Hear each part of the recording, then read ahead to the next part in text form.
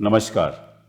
दिल से के इस एपिसोड में आज हम ऐसे प्रदेश की बात करेंगे, अगर वो प्रदेश को दुनिया के अगर देशों के जनसंख्या के हिसाब से देखा जाए तो 5वें नंबर पे पड़ेगा और उस प्रदेश की राजनीति हिंदुस्तान की राजनीति तय करती है। और 2024 की इलेक्शन में जो सुनामी उस प्रदेश में आई, उसकी वजह से मोदी जी थोड़े धीमे पड़ गए। और ऐसे शख्स के साथ हम बात करेंगे जो मैं समझता हूं कि इस देश का युवा नेता, जो आगे वाले वर्षों में, सालों में हिंदुस्तान का भविष्य तय करेगा। ऐसा नेता जिसको विरासत में भी सत्ता मिली और जिसने अपने बलबूते के साथ अपना नाम सारे प्रदेश में, देश में जाना माना नाम, वो हैं अखिलेश यादव जी। आपका स्वागत। बहुत धन्यवाद आपका। मैं जब 1973 में सुप्रीम कोर्ट में आया तब आपकी पैदाइश हुई थी और जब से मैंने वकालत शुरू की, आपका नाम, नेताजी का नाम हम सुनते आए। और सबसे पहले तो मैं आपसे कहना चाहता हूं कि जितनी जल्दी से आपने अपना राजनीतिक जीवन बनाया है, 2004 में आप लोकसभा में आए, 2009 में आए, 2012 से 17 तक आप चीफ मिनिस्टर रहे।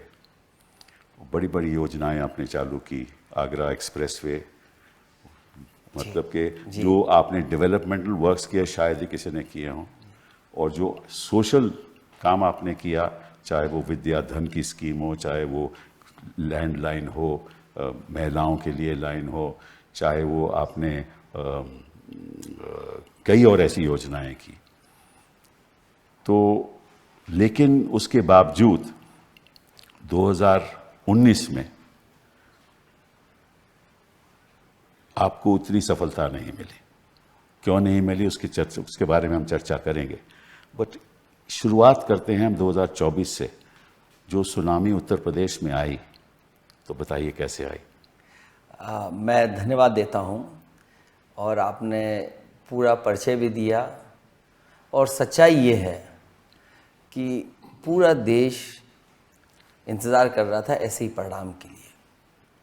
मैं आपके माध्यम से उत्तर प्रदेश जनता का धन्यवाद देता हूं कि उन्होंने इंडिया अलायंस और पीडीए रणनीति की मदद की और उसका परिणाम ये हुआ, जहां भारतीय जनता पार्टी 70 या 80 में 80 सीटें जीतने की बात कर रही थी, वो बहुमत से पीछे रह गए। और आज भी अगर हम गिनती देखें, उत्तर प्रदेश में अगर बीजेपी ना हारी होती तो आज उनकी बहुमत की सरकार होती।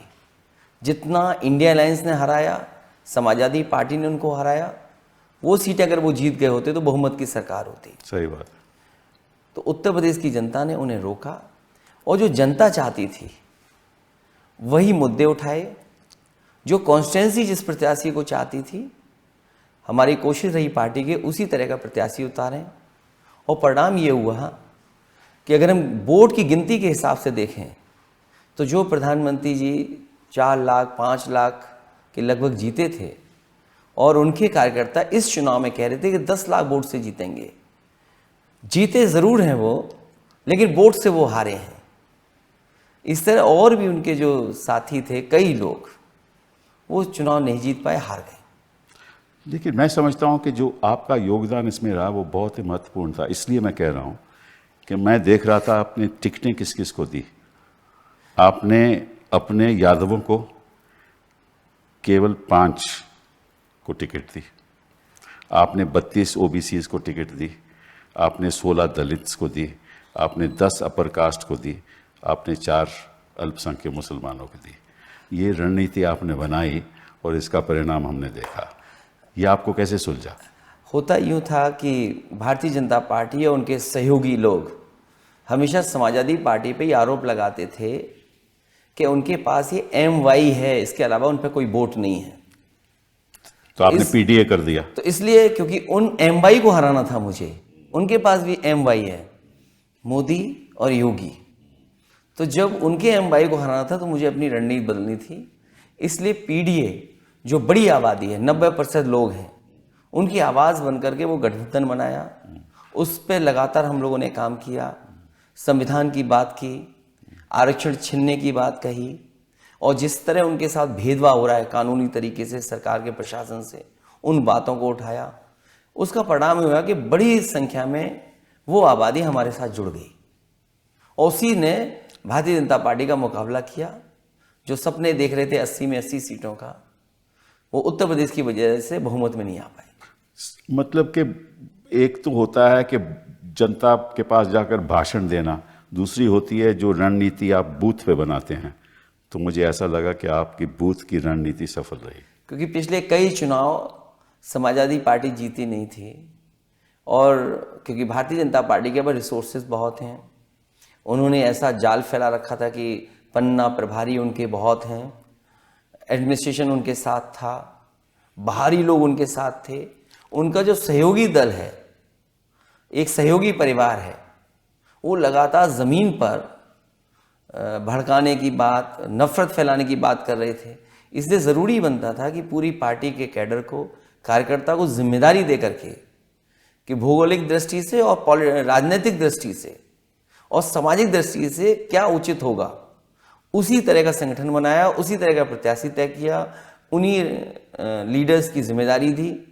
उसका परिणाम हुआ कि इस बड़ी पार्टी से मुकाबला कर पाए। इसमें कोई इसका भी योगदान था कि जो योगी जी हैं वो आजकल मैंने सुना है कि थोड़ी दुविधा में हैं और बैकवर्ड कम्युनिटी उनके संग नहीं है, और ये जो केशव मौर्य ये जो चल रहा है, इसमें कितना सच है?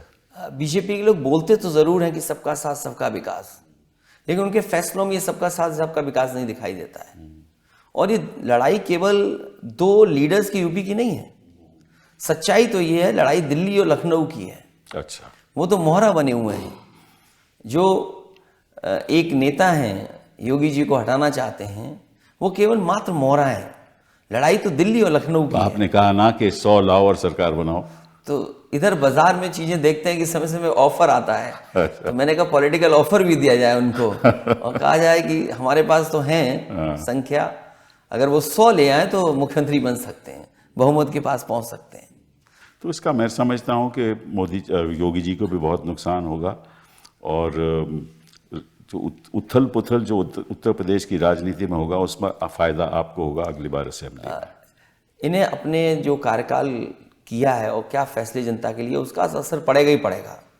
और ये जो दूरियां बन रही हैं आपस में उनके, और दूरियों की वजह से जो जनता की काम नहीं हो रहे हैं, ये कोई कुर्सी बचाने के लिए आज का जो फैसला, हाल में जो फैसला आया लिया सरकार ने कि जो मुस्लिम लोग हैं वो अपनी तख्ती लगा लें, वो इसलिए लगाया उन्होंने क्योंकि वो अपनी कुर्सी बचाना चाहते हैं। वो कुर्सी बचाने के लिए उन्होंने ये फैसला लिया। जो कावड़िया की बात जो हो रही है, कावड़िया को, ये जो कावड़िया के लिए जाने वाले रास्ते पर, और खासकर उनकी नज़र थी कि मुस्लिम जो लोग हैं उनकी तख्ती लग जाए, वो रास्ता अपनाना इसलिए चाहते हैं वो इस तरह का क्योंकि उनके अंदर झगड़ा है, उस झगड़े को छिपाने के लिए ये सब फैसले लिए गए। पर वो कहते हैं कि अखिलेश जी आपके टाइम भी डायरेक्टिव तो आपने दिया था, ये कहते हैं। नहीं, ठीक बात है। क्योंकि वो उनके पास कागज होंगे, तो वो इसलिए नहीं था कि आप उससे नफरत फैलाएं।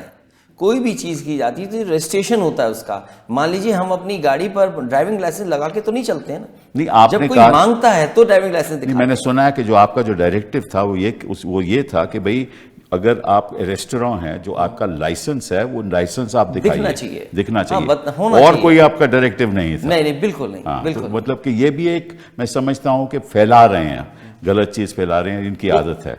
क्योंकि जब बैकफुट पे चले गए, जनता इस फैसले के पक्ष में नहीं है, चाहे वो हिंदू हो चाहे मुसलमान हो, क्योंकि कारोबार जोड़ता है हमें।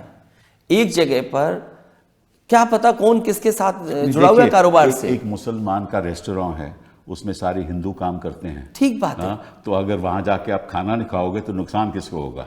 ठीक बात है। और इसी तरह बहुत सारी कारोबार हैं, दलित लोग हैं जो चलाते हैं, ठीक तो बात अगर वो कहने लगे कि हम इसके मालिक हैं तो उसका नतीजा क्या होगा सब जानते हैं। तो ये सरकार समझ नहीं पा रही है, कारोबार लोगों को जोड़ती है, कारोबार लोगों के बीच में उठना बैठना बनाता है। बहुत दुख की एक बात कारोबार से हर तरह के लोग जुड़े रहते हैं। ये केवल कुर्सी, वोट नफरत, इसलिए ये फैसला ले रहे हैं ऐसे। पर नफरत तो ये पिछले 10 साल से चला रहे हैं, अब तो इनको पता चलना चाहिए कि नफरत की बात अब जनता मान नहीं रही, जनता समझ गई है कि ये तो भाषणों की सरकार है, ये काम करने वाले तो है ही नहीं। जब ये अयोध्या से हार गए तो इनको पता है कि सांप्रदायिक राजनीति का अंत हो गया है।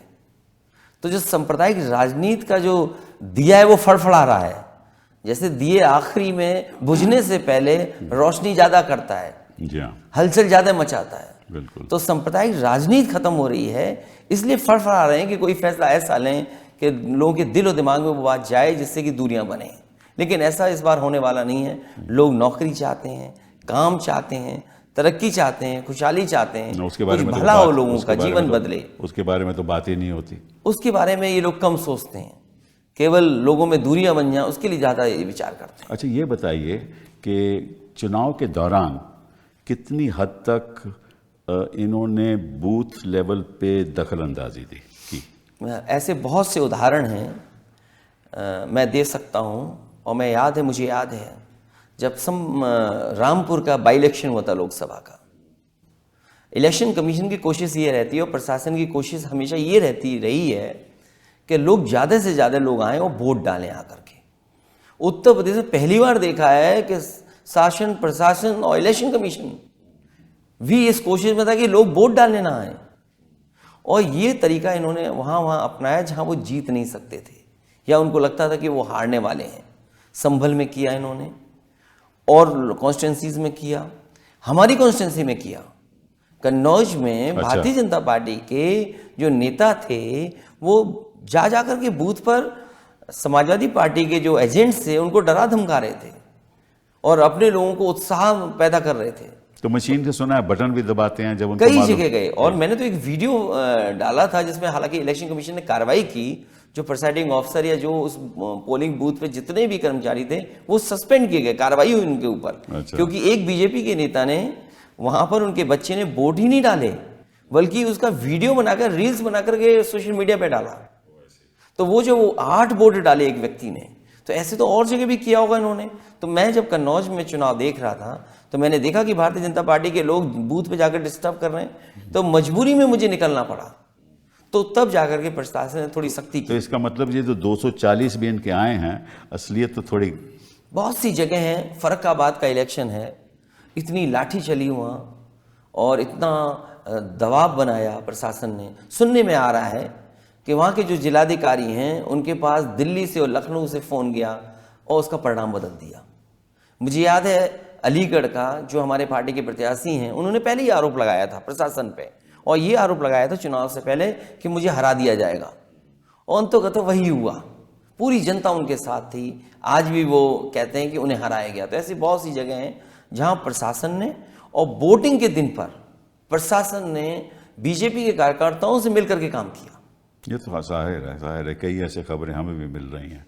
तो इसका मतलब ये है कि 240 तो इनको खैर दिखावे में तो 240 हैं, लेकिन असलियत इनकी उससे भी कहीं और 30-40 सीटें कम रही होंगी क्योंकि वो जीत गए हैं आज, तो संख्या बता सकते हैं। लेकिन सच्चाई ये है कुछ हमारे ऐसे भी साथी हैं जिनको सर्टिफिकेट नहीं मिला लेकिन वो जीते हैं जनता की नजरों में। जी हाँ, जी हाँ। तो परिवर्तन होना चाहिए, सारे इलेक्शन की प्रतिक्रिया का परिवर्तन होना चाहिए। आप वो कहते हैं कि अभी ईवीएम से मैं बिल्कुल खिलाफ हूँ, हालांकि हम जीते भी फिर भी हम ईवीएम के खिलाफ हैं। तो किस किस्म का परिवर्तन होना चाहिए?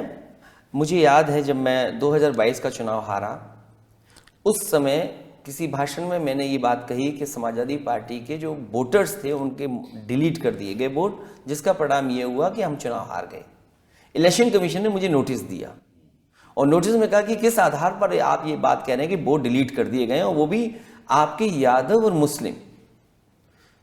तो मैंने अपने वर्कर्स से मिलकर के और पार्टी के लीडर से मिलकर के एक सूची तैयार की और जिन लोगों का वोट डिलीट कर दिया गया था, जिन्होंने वोट पहले डाला था, वोटर लिस्ट में नाम था, वाकायदा उनका एफिडेविट के साथ मैंने 18,000 ऐसे वोट जो समाजवादी पार्टी के वोटर थे जिसमें कि यादव और मुस्लिम थे, उनको मैंने सूची इलेक्शन कमीशन को दी और इलेक्शन कमीशन ने किसी पे कार्रवाई एक भी नहीं की, आज तक नहीं की, अभी तक कार्रवाई नहीं की। अगर एक भी आरओ सस्पेंड हो जाए या एक भी अधिकारी के खिलाफ कार्रवाई हो जाती तो भविष्य में ये वोटर लिस्ट में जो जानबूझ करके वोट डिलीट किए जाते हैं वो नहीं वो देखिए जनवरी पहली किसी भी साल में वोटर लिस्ट तय होता है। जी हाँ, 1 जनवरी कोई भी नया साल हो, उसके बाद जब इलेक्शन होता है, चाहे वो जून में हो, अक्टूबर में हो, जब भी हो, तो तब उस एंड टाइम पे लाखों की संख्या के, सैकड़ों की संख्या के वोटर की लिस्ट में डिलीट हो जाते हैं। इनको पता चल जाता है कि किस किस जहाँ कौन सी गली है जहाँ इनके पक्ष में वोट नहीं मिलने वाला, उसी को वो डिलीट कर देते हैं। तो बेचारा जो वोटर है वो जाता है वहाँ और उनको देखता है कि भाई मेरा तो वोट ही नहीं है। तो ऐसे तो ये आम करते हैं और चुनाव आयोग इसके बाद कोई कदम नहीं उठाता। मुझे याद है आजमगढ़ में, मुझे बाई इलेक्शन जब हुआ था आजमगढ़ का, तो उस समय क्या हुआ, लोगों को घर से नहीं निकलना दिया। ठीक बात है। प्रशासन इनके साथ, पुलिस इनके साथ मिली हुई थी। संभल में किया इस बार, संभल में किया, तभी लोग निकले और वोट डाले। मैं अपना थर्ड फेज के बाद जो पॉलिटिकल स्पीचेस दे रहा था, मैं बात यही कहता था कि वोट डालने के लिए डरोगे तो नहीं, घर से निकलोगे तो सही, आप निकल के वोट जरूर डालना, कोई रास्ता अपनाना, वोट डालना। लेकिन सुना प्रभाषण, तो ये चीजें हुई हैं और कई जगह हम लोगों ने जब शिकायत की इलेक्शन कमीशन को, तो इलेक्शन कमीशन ने कभी कार्रवाई नहीं की। मुझे अच्छी तरह याद है जब कभी भी चुनाव यूपी में होते थे, डीजीपी हटते थे, चीफ सेक्रेटरी हटते थे, या संबंधित अधिकारी जिनकी शिकायत की जाती थी उनको हटता था। सेशन साहब का वक्त था। और इस समय देखिए कि जहां बीजेपी की सरकार स्टेट में नहीं थी वहां तो अधिकारी हटाए गए, लेकिन यूपी में जो एक्सटेंशन पे हैं, जो चीफ सेक्रेटरी एक्सटेंशन पे थे, उन्हें नहीं हटाया गया, इलेक्शन उन्हीं से कराया गया। डीजीपी परमानेंट नहीं है, वो सरकार की मेहरबानी पर डीजीपी हैं, उनके खिलाफ कार्रवाई नहीं। मैं आपसे गंभीर सवाल पूछना चाहता हूं, अगर ऐसी बात है और हम सभी लोग चाहते हैं कि निष्पक्ष तरीके से इलेक्शन होना चाहिए, तो ऑपोजिशन के जो नेता हैं, दल हैं, वो इकट्ठा होकर चीफ इलेक्शन कमिश्नर के खिलाफ कार्रवाई क्यों नहीं करते? ये सच है कि इस तरह का कदम हम लोग को उठाना चाहिए, सब पॉलिटिकल पार्टीज को मिल करके।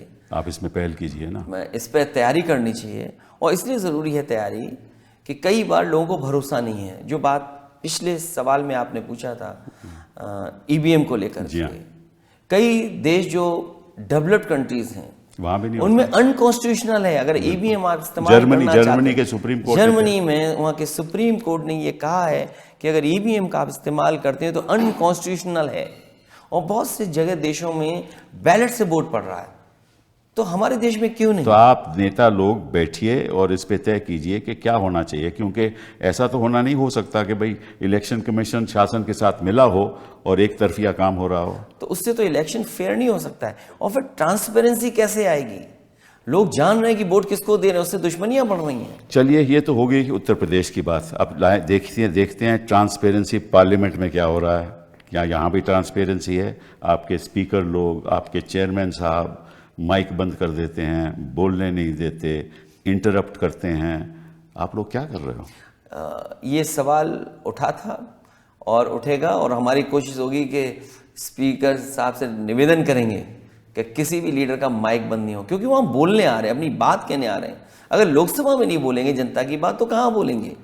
ये एक संवैधानिक सवाल है। आर्टिकल 105 ऑफ द कॉन्स्टिट्यूशन कहता है कि किसी भी सांसद को बोलने का पार्लियामेंट में हक है। ये उसका हक है जी, subject to rules, subject to procedure. अब हमारा लोकसभा का प्रोसीजर या राज्यसभा का प्रोसीजर, उसमें कहीं नहीं लिखा हुआ कि किसी का माइक बंद हो सकता है, कहीं नहीं लिखा हुआ। ये भी कहीं नहीं लिखा हुआ कि इंटरप्ट करना चाहिए, चेयरमैन साहब को या स्पीकर साहब को इंटरप्ट करना चाहिए। ये भी नहीं लिखा हुआ कि अगर विपक्ष प्रोटेस्ट कर रहा है तो उसको जनता को नहीं दिखा सकते आप, ये भी नहीं लिखा हुआ। तो ये चीज़ें अगर स्पीकर साहब कहते हैं हम नहीं करते, तो इसका मतलब कोई अधिकारी कर रहा है। जो अधिकारी कर रहा है वो संविधान का उल्लंघन कर रहा है। तो ये नेता लोग, विपक्ष के लोग क्यों नहीं ये बात उठाते? हम लोग तो ये जानना चाहेंगे उस अधिकारी को निर्देश कौन दे रहा है। वो तो ऑब्वियस है, वो तो ऑब्वियस है। तो इसका मतलब ये हुआ कि सरकार ही निर्देश दे रही है। बिल्कुल। तो बहुत जल्दी, क्योंकि पिछली बार भी बात सवाल उठा था और सदन बहुत दिन नहीं चला पिछली बार। आज पहला दिन था बजट का, कल बजट पेश होगा। ये बात अगर आएगी तो हम सब मिल करके आवाज़ उठाएंगे कि किसी भी सांसद का माइक बंद नहीं हो। हम यहाँ बोलने आते हैं, हमारा अधिकार बनता है कि हम अपनी बात कहें। मैं आपको सुझाव दूंगा, अगर आप आवाज़ उठाएंगे तो मुझे मालूम है उसका निर्णय क्या होगा।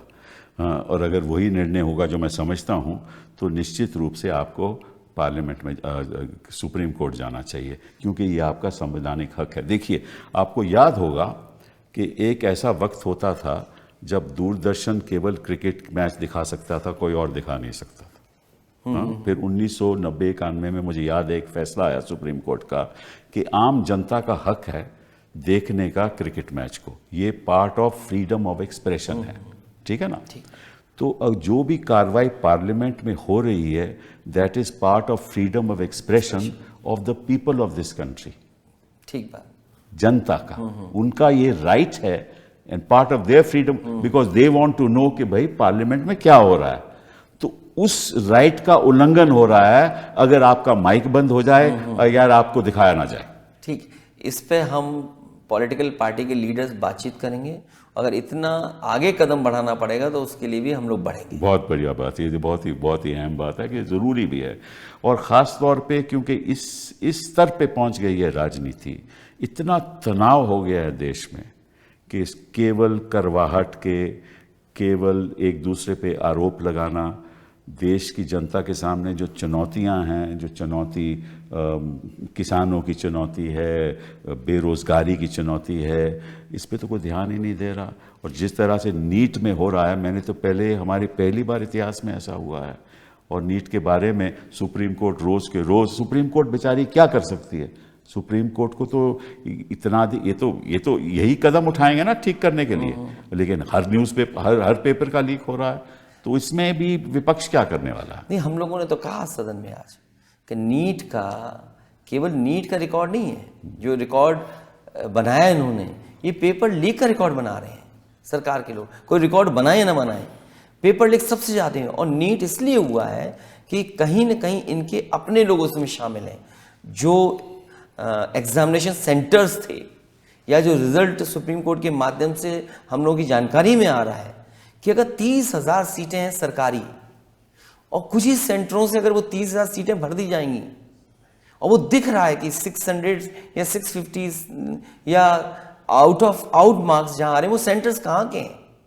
सीकर का पता लग रहा है कि 2000 से ज्यादा एक ही जगह बच्चे पास हो गए, जिनको इतने बड़े पैमाने पर सरकारी फिर डॉक्टर बन जाएंगे, वो फिर डॉक्टर बन जाएंगे। तो वही हमारी जान से खिलवाड़ कर रही है सरकार। कम से कम सरकार को इससे हमारी जान से खिलवाड़ न करे, लोगों की जान से खिलवाड़ कर रही है सरकार। नहीं, बहुत ही गंभीर मामला है, बहुत ही ज्यादा। और लोग पकड़े जा रहे हैं, सीबीआई ने पकड़ा है, तो आगरा सरकार को किस बात से ये रोकने की प्रयास करेगी, परीक्षा क्यों नहीं कैंसिल कर रहे हैं?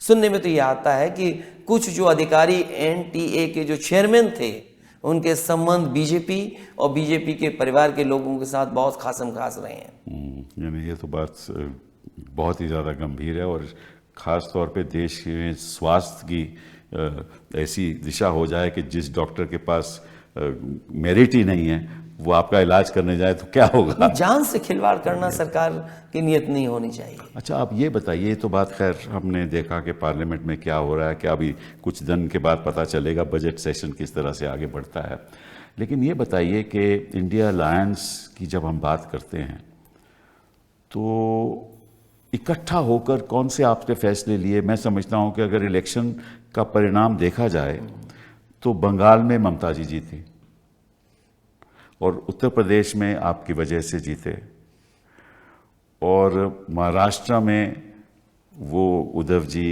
और शरद उनकी वजह से जीते, और केरला में तो खैर कोई बात ही नहीं है। तो जहाँ जहाँ भी जीत हुई है आपकी इंडिया अलायंस की, वो एक्चुअली प्रदेश के लेवल पे जीत हुई है, उसमें इंडिया अलायंस का ज़्यादा कोई योगदान रहा नहीं मेरे हिसाब से। मैं गलत भी हो सकता हूँ।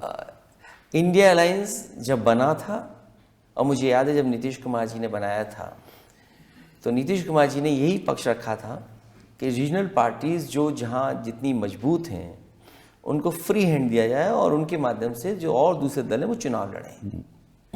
और वो जब रिजल्ट आया तो वो दिख रहा है, जो कभी नीतीश कुमार जी ने कहा था। जी हाँ, यही बात मैं चर्चा नीतीश कुमार, जहाँ से इंडियन अलायंस बना था। जी हाँ, इंडियन अलायंस का एक एडवांटेज जो हम लोगों को मिला वो ये था कि नेशनल नैरेटिव एक बन गया। जी हाँ, कि जो नेशनल लेवल पर बीजेपी का कोई मुकाबला कर सकता है तो वो एक इंडियन अलायंस है। लेकिन इंडियन अलायंस के अंदर जो रीजनल पार्टीज थीं, जो जिस प्रदेश में था उसने अपने हिसाब से परिस्थितियां समझी, उस हिसाब से जो लड़ाई लड़ी उसका परिणाम है कि बीजेपी को रोका जा सका। बिल्कुल बिल्कुल सही। वो आदरणीय ममता जी ने जो बंगाल में लड़ाई सीधी लड़ी, बिहार में हम थोड़ा चूक गए, दिल्ली में हम थोड़ा पीछे रह गए। जहां हमें उम्मीद थी कि मध्य प्रदेश में अच्छा होगा इंडिया अलायंस, या तेलंगाना में बहुत अच्छा होगा, कर्नाटका में बहुत अच्छा होगा। जहां तो 1 to 1 रहा, देखिए ना, जहां देखिए आप कोई भी प्रदेश में 1 to 1 जहां फाइट हुई, गुजरात में 1 to 1 फाइट हुई, मध्य प्रदेश में 1 to 1 फाइट हुई, वहां अलायंस का कोई जोर ही नहीं रहा, क्योंकि वो तो कांग्रेस वर्सेस बीजेपी था। तो कहने का मतलब ये है कि जो आपकी प्रदेश की पार्टियां हैं उनकी वजह से आज विपक्ष की इतनी सीटें आई हैं, लेकिन जो इंडिया अलायंस का एक ढांचा बनना चाहिए, मैं समझता हूं वो आज तक नहीं बना। हो सकता है उस समय हम लोगों ने थोड़ा ज़्यादा गुजार दिया, अगर समय न गुजारा गया होता तो शायद सरकार भी इंडिया अलायंस की होती। आपको एक सेक्रेटेरिएट बनाना चाहिए था, इंडिया अलायंस का सेक्रेटेरिएट बनाना चाहिए था। वहाँ आपको इंडिया अलायंस के स्पोक्स पर्सन होने चाहिए थे, ताकि अगर मोदी जी कुछ कहें तो अलायंस की तरफ से कोई बोलने वाला हो, रिएक्शन आना चाहिए। ठीक है ना। तो ये जो नहीं बना ढांचा, उससे मैं थोड़ा समझता हूँ कि आपका नुकसान हुआ है। अभी आपके पास 5 साल हैं, तो मैं समझता हूँ कि इस संदर्भ में थोड़ी शुरुआत आप लोगों को करनी चाहिए। अभी उस पर पीछे मुड़ के क्या देखें, लेकिन हाँ आगे कुछ अगर इस तरह के सुझाव होंगे तो विचार करना चाहिए हम सबको। ये बहुत ज़रूरी है, क्योंकि जब तक इकट्ठा होकर आप नहीं लड़ोगे तब तक मोदी जी कुछ ना कुछ षड्यंत्र करते रहेंगे। हाँ, बीजेपी इस समय कमज़ोर है, बीजेपी बैकफुट पर है और बीजेपी को कोई रास्ता नहीं है। अभी तो आपके प्रदेश में बाई इलेक्शन भी आने वाले हैं। उसकी तैयारी है, हालांकि सरकार अपनी तरह से तैयारी कर रही है, बीजेपी सरकार से मिलकर तैयारी कर रही है। लेकिन वहाँ जनता इस बार फिर बीजेपी को हराएगी। तो अभी देखो बाई इलेक्शन में इनकी बुरी हालत हुई है, सब जगह हारे। हाँ, सब जगह हारे हैं अभी। जो जहाँ रिजल्ट हुआ सबसे बुरा हारे वो। बंगाल में तो 4 के 4 सीटें ममता जी जीती। चलिए इस बात को छोड़ के हम बात करते हैं हिंदुस्तान की आर्थिक स्थिति की। हिंदुस्तान की आर्थिक स्थिति इस तरह से उसका ढांचा है कि चंद लोग अमीर के अमीर होते जा रहे हैं और गरीब बेचारा महंगाई की वजह से, बेरोज़गारी की वजह से उसकी ज़िंदगी में कोई प्रोग्रेस नहीं है। तो और विपक्ष का क्या सोच है इसके बारे में? हालांकि जो अभी तक इनके बजट देखे हैं और सरकार के जो फैसले हैं वो अमीर को अमीर बना रहे हैं, गरीब को गरीब बना रहे हैं। कहने को तो उन्होंने कहा कि किसानों की आय दोगुनी होगी, लेकिन किसान जब अपना हिसाब किताब ठीक से लगाता है तो किसान के साथ भी और खेती बाड़ी के साथ भी इन्होंने खिलवाड़ की है। और जिस देश में किसान के साथ खिलवाड़ शुरू होगी वो देश की अर्थव्यवस्था कैसे बेहतर होगी। जो सबसे नीचे हमारे पायदान पे हैं लोग, उनका जीवन क्या बदला है इन्होंने। कहने को सरकार ये कहती है कि हम 5th लार्जेस्ट इकोनॉमी हैं और 3rd लार्जेस्ट इकोनॉमी बन जाएंगे, लेकिन हमारे पर कैपिटा इनकम क्या है? और अगर हम पर कैपिटा इनकम देश की मान लें जो है हमारे लोगों की, ब्रिक्स कंट्रीज में से लास्ट हैं हम, अगर हम लास्ट हैं तब भी है, तो फिर हम राशन देकर कैसे हम लोगों को जीवन यापन करने सही बात है, सही बात। तो आपकी एक तरफ पर कैपिटा इनकम है, दूसरी तरफ आप कहते हैं हम इतने लोगों को राशन दे रहे हैं, उनका जीवन चलवा रहे हैं। $2000 है भाई साहब। आप कंफ्यूज हैं कि आप अर्थव्यवस्था के साथ क्या चाहते हैं। और फिर अगर 5th लार्जेस्ट इकोनॉमी है आपकी, इतने बड़े पैमाने पे बेरोजगार कैसे हैं नौजवान, नौकरी नहीं है, रोजगार नहीं, और फिर आप नौकरी कौन सी दे रहे हैं? आप बड़ा पढ़ा लिखा लड़का आपका डिलीवरी बॉय बन गया। उत्तर प्रदेश में भाई साहब 47 लाख लोगों ने अप्लाई किया 60,000 इंस्पेक्टर की नौकरियों के लिए। ठीक है, 47 लाख मैंने खुद देखा। और वो पेपर जो लीक हुआ था और अगर रिजल्ट आ गया होता, हो सकता था कि 2 लाख बच्चों को 100 में से 100 नंबर मिले होते। तो ये सरकार नौकरी कहां से देती? सही बात। तो अगर आपके इतने बच्चों ने पेपर लिखा, पेपर लीक हुआ और 2 लाख बच्चों को 100 नंबर आ गए होते, तो परीक्षा कहां देते? इसलिए उन्होंने उस परीक्षा को रद्द किया।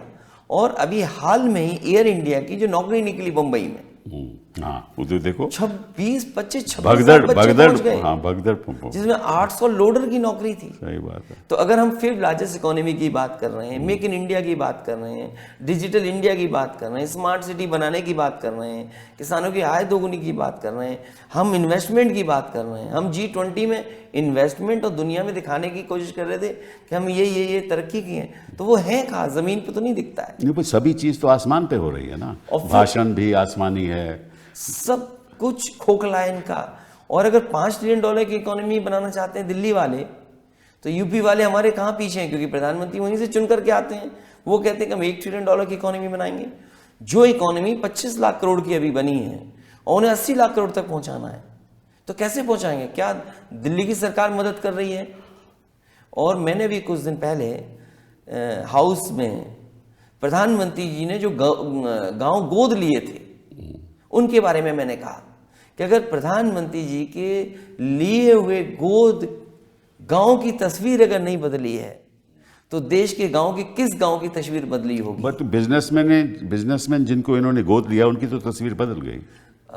लेकिन ये सरकार ऐसी भी है, कब किसको गोद में लेगी, कब किसको अनाथ छोड़ देगी। सही बात। तो बहुत जल्दी अनाथ भी छोड़ देती है सरकार। ये बात तो सही है, ये बात तो सही है। तो गांव की जो अर्थव्यवस्था है वो बेहतर नहीं की, स्मार्ट सिटी का सपना दिखाया, अच्छे दिन तो भूल गए। अच्छे दिन तो आने ही नहीं है। हाँ, लेकिन ये लोग चले जाएंगे तो अच्छे दिन तो नहीं आएंगे, खुशियों के दिन तो आएंगे। हाँ, खुशी। नमामि गंगा, गंगा को साफ करना। अभी लखनऊ में एक नाले पर रिवर फ्रंट बनाना चाहती है सरकार। दुनिया में नाले पर रिवर फ्रंट कभी नहीं बना होगा। कुकरेल नाला है। ये तो हर चीज यूनिक। नाले में से पहले कुकिंग भी करते थे, आपको याद होगा ना, जी। वहां पर नाले से तो कुछ भी हो सकता है। क्या आप बता रहे हैं, किस रास्ते पे जा रहे हैं? जिस देश को इंफ्रास्ट्रक्चर चाहिए, महंगाई कम होनी चाहिए, नौकरी निकले, किसान का भला हो, वहाँ दूसरी दिशा में ले जा रहे हैं। देश की राजनीति को बदलना होगा और आप लोगों को सब एकजुट होकर इस पे बहुत संघर्ष करना होगा। और देश की आम जनता आपके साथ है। आपको शुभकामनाएं। हम भी आप लोगों के साथ हैं कि हम भी चाहते हैं कि देश उज्जवल हो और गरीब आदमी को शिक्षा मिले, सम्मान मिले और स्वास्थ्य की उसकी समस्या हो वो मैं इतनी महंगी ना हो। जब तक ये नहीं होगा तब तक देश आगे बढ़ नहीं सकता। मैं धन्यवाद देता हूँ कि आपने बुलाया। बहुत और सच है यही कि पढ़ाई सस्ती हो, इलाज सस्ता हो, किसान को लाभ मिले, तो शायद हमारा देश और आगे बढ़ेगा।